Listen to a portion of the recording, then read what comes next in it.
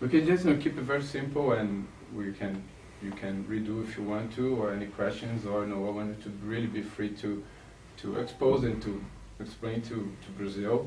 Like you said, you don't sell in Brazil, but I thought the whole history of your brand and all the work you do very interesting. And I think in Brazil will be like a good success story. And perhaps there's already some people from Brazil that do shop a lot in Europe or shop a lot in US and mainly in New York, which is a really big shopping hub for Brazilian consumers, like high-end Brazilian consumers. So I think we're pretty interesting to have this interview with you. Okay. Okay. Hello, hi, I'm here with Santiago Gonzalez, and he was one of the main speakers here at the lecture conference here in Versailles, and he'll be talking to us about the history of his brand and showing us all these beautiful products and style that he designed. Welcome, thank you a lot, Santiago, nice meeting you.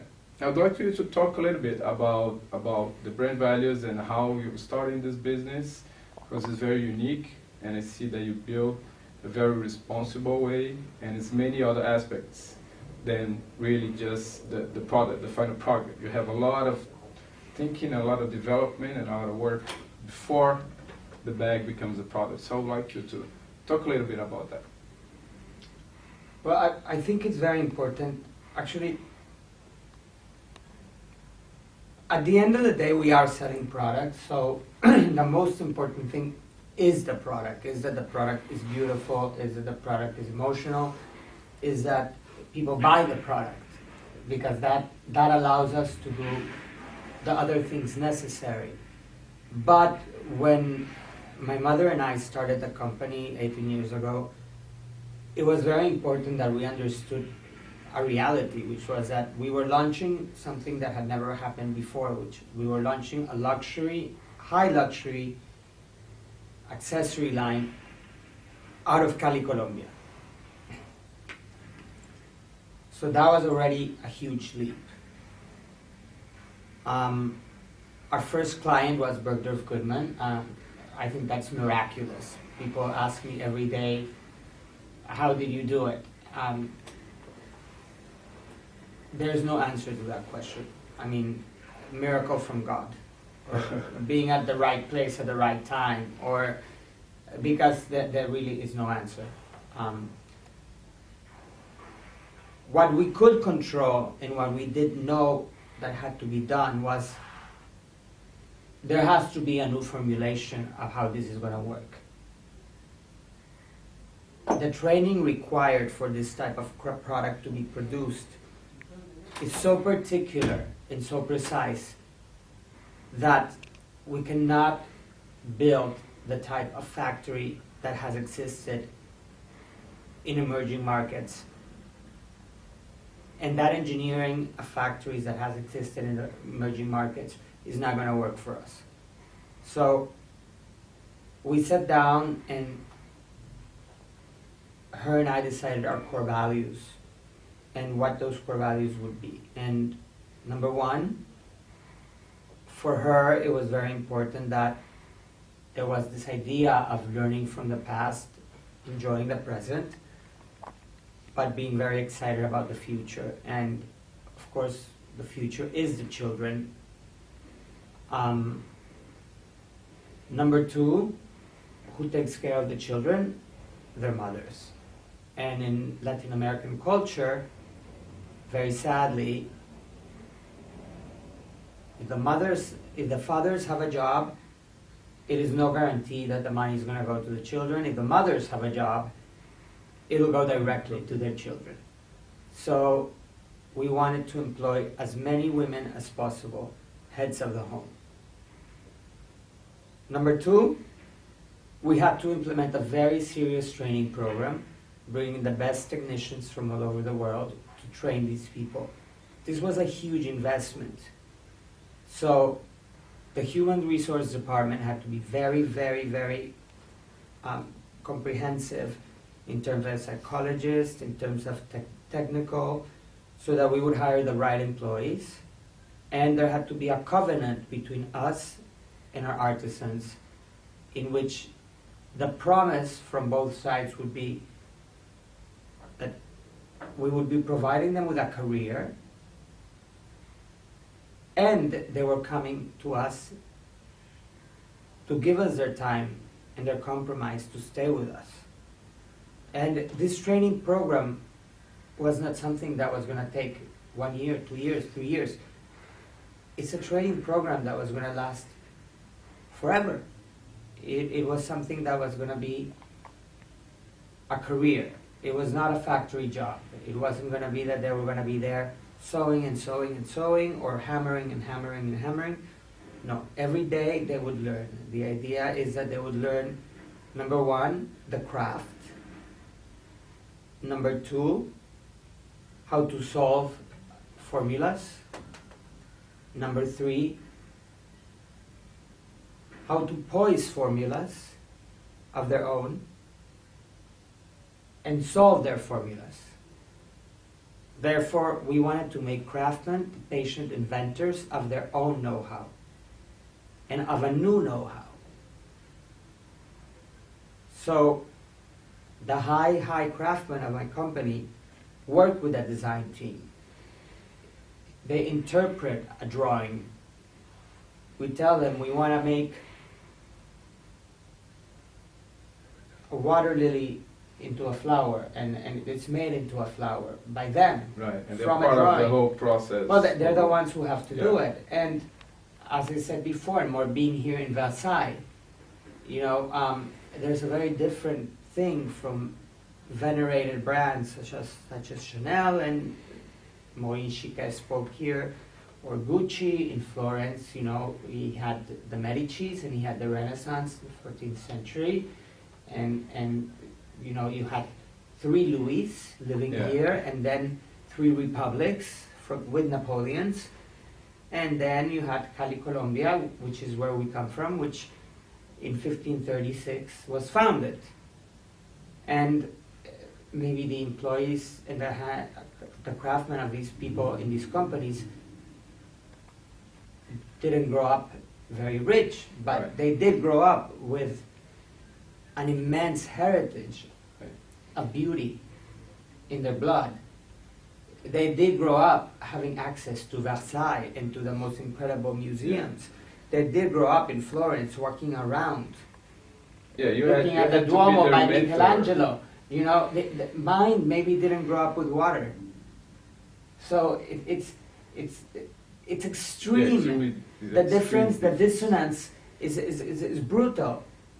So we had to give these people that. And you have to start from the very, very basic. Right. And while you provide for them, you provide great payment, you provide all this, these people can go on the internet and see that what they're making, Yeah. I'm selling for thousands and thousands of dollars. Yeah. Right. If they're not paid correctly, I would have actually a revolution. Yeah. I would be Marie Antoinette. They would cut my head. So Yeah. it had to be fair. The payment Right. had to be good. If you're hiring mothers, head of the home, what's going to happen to the kids? Right.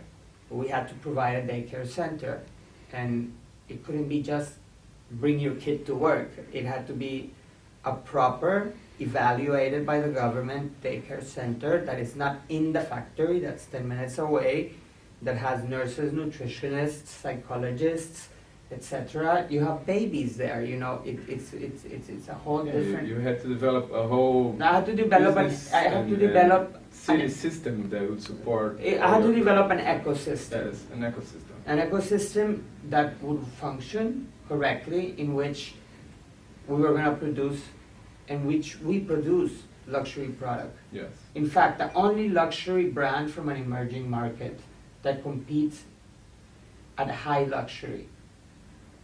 My prices go head on with Chanel and Bottega, which are the 2 most expensive brands in the luxury handbag market. The difference between mine and them is that one is made in Paris,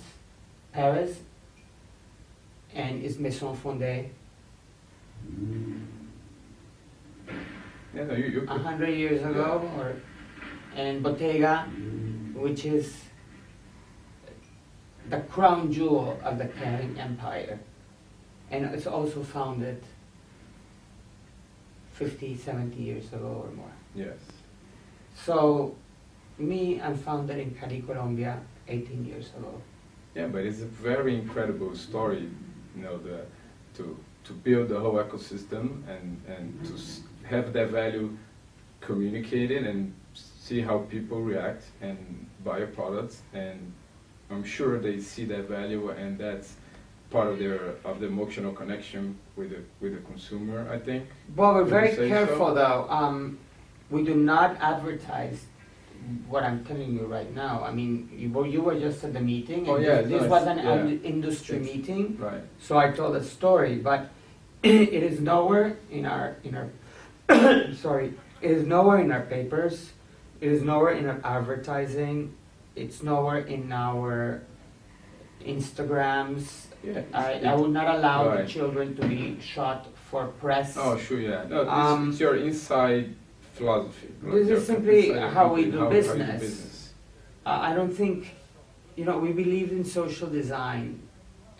Designers tries to build a better world in the way it is produced, in the way it is designed. So I think that is the future, and I'm sure you're going to ask me, well, how can you do social design and in the way it's produced and you make crocodile bags? Because I'm sure it always comes back to that, how the ethical part of the crocodile product. Yeah, I know what you're saying, but I also understand that No, but I mean, I'm happy to clarify that, because today in the meeting, I'm sure they were very polite not to ask, but we have an incredibly complex system. I have had the ability to put the CITES certificates on a chip. The CITES convention protects animals that are endangered, or maybe to become endangered or protected. right. It has a number. Every bag comes with this certificate. It guarantees that all my farms, tanneries, etc., 25% of the species has been kept in the farm for the protection of that species. Some of the species I have in farms would not actually exist if I was not keeping them in the farms. But this chip gets scanned, and it tells you the whole history of that skin. So if the bag has 4 skins, it tells you the history of the 4 skins, and that's the way it travels. So it's the most regimented way of training it. And skins from the wild serve me no purpose. My skins have to be Right, perfect in yes. terms of quality, in terms of softness. Skins from the wild go hungry, they get scratched, so that has no intent for me. Right. But it is a very unique company, and it's also a fashion company. So that makes us unique too. So even forgetting that it's from Colombia, we function very different from all handbag companies. We show 3 collections a year, 150 plus styles per season, completely new, while a normal fashion company will show sometimes 1 color, and that's the big new message. The big news, yeah. Let's introduce our new orange, and they do a huge press presentation for their new orange. Or another one will say, let us introduce you our new bag, or let us introduce you our new size of this bag. Me, I show 150 new styles, all new per season. One editor came to me And once. 3 of those per year? So 3. it's like 450 bags per year. year. New. And when I started showing in Paris, because I was always showing in New York, and we show in New York and Paris now, both places. One of these one very famous editor-in-chief came to me and was like, Santiago, this is outrageous. I mean, like, he's like, you're doing bags like ready to wear. It's like, I've never ever in my life seen any designer forget that you're made out of crocodile you literally are showing 150 styles per season, all new, with complete entire themes. This is huge. Yes, It's very impossible even impressive. to cover. She was like, you should make it 2 collections then. Can you, you're wasting so many styles. Like even the stores don't know what to do when they come. But I think that gives us an immense strength, more so now, when you have the web, and even our distribution is kept so tight. Like I probably see 1 or 2 new clients per year that I will accept to come into my matrix. And it's not because I don't have the production, it's because I'd rather keep it tight. But those 150 styles allow me to make sure that even within the same store, Neiman Marcus, that what's in Beverly Hills is catered to Beverly Hills. What's in Dallas is catered to Dallas. What's in Bal Harbour is catered to Bal Harbour. What's in the internet, and if you go on it right now, there's 177 SKUs. That means different bags. Yes. It's different from what's in store. What's in store. So, because I have this luxury of having my own factory, my own, production line, I'm able to provide that and to produce small quantities, which allow me to give the biggest luxury in the world, which is choice. And in fashion industry, there's the 2 jokers, like if you're playing poker. And the 2 cards to play are choice and time. And if you can provide a completely different assortment in Neiman Marcus, geographically, in Saks, geographically, in New York, in Dubai, in Abu Dhabi, in London, in Harrods, in Macau, it's the same client that's traveling.